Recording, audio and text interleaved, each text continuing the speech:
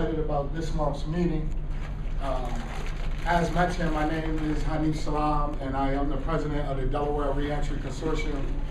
And this afternoon, I'll be giving my first ever, and I believe the first ever, State of Reentry in Delaware address.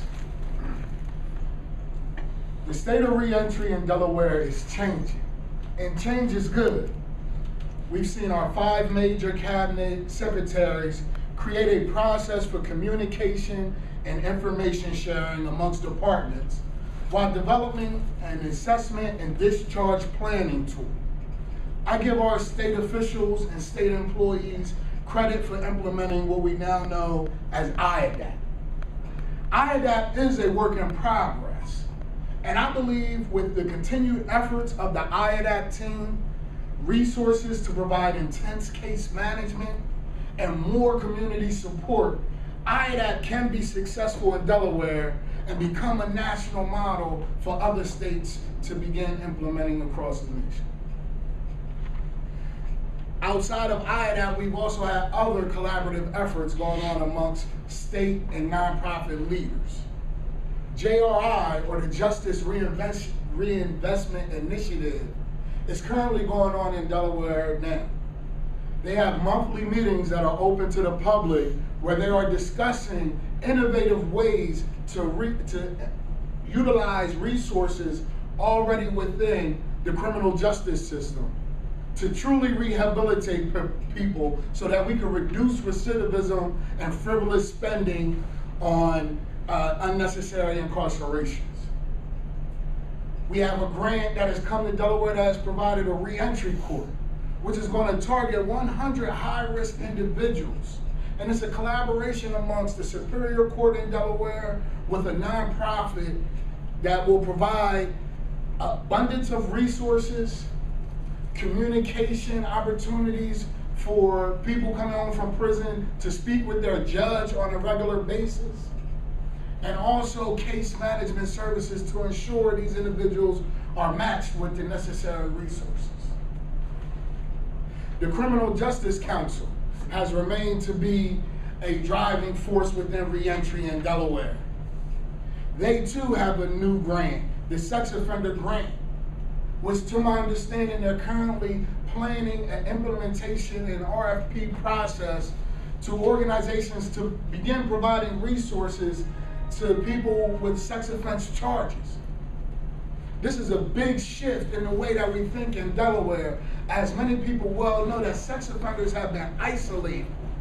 Although it is hard for a person with a criminal background to be successful within this state, it is even harder if that offense is a sex offense.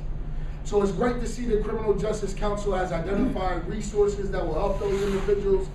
They also provided the mini grants program over the past year, which helped a lot of grassroots and community agencies to obtain a grant from anywhere from $1,000 to $5,000 to assist with their day-to-day needs and to help build capacities so that they could better help the reentry community, among other issues that plague our communities. Delaware Center for Justice, who has been active in the criminal justice system for over 90 years, has a great program called Enhanced Supervision. This program is another collaboration with the Superior Courts and Judge Tolliver, who is a leading judge in reentry efforts, to provide case management to individuals while in prison and continue to support them once they come home. These individuals too have an open communication process where they can communicate their concerns and their needs directly with their judge who is overseeing their case. SURGE has been a leader in advocacy and legislation change. I applaud the efforts of Stand Up for What's Right and Just for helping Delaware to pass a mandatory minimum law, which reduces the mandatory sentence for a crack offense. And although this law was not agreed to the original terms, this was, in my eyes, a victory in which we've seen the legislators of Delaware recognize the unfair treatments amongst powder cocaine and crack cocaine.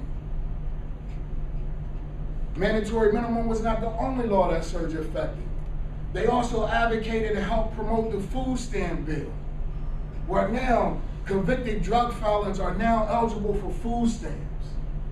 This was a crazy law that I feel needed to be changed. The food stamp process in Delaware allowed any individual eligible to enroll unless you were convicted for a felony drug charge.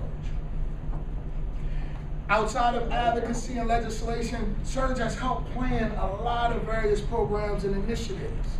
They have implemented the POPS programs in the prisons across the state of Delaware that is now giving special attention to seniors that are incarcerated. This was a great win because we already know the state of the healthcare system within our prisons here in Delaware. So to know that we had a group who was seeking to provide special attention to the needs of seniors that are incarcerated is great. And I believe they work with these seniors to help them have a successful plan in returning back home from prison. Surge also has planned, and to my understanding is looking for resources to begin implementing the prostitution diversion program. This was a collaboration led by Dr. Crisanti Leon of the University of Delaware, partnered with Brandywine Counseling, the court system, among others involved with the criminal justice system here in Delaware. Prostitution has plagued our women across the state and led to mass incarcerations of females here in Delaware. Not only leading to incarcerations, but heavy drug use and the spread of STDs. So I applaud Surge in their efforts of legislative change and supporting innovative programs that will change Delaware.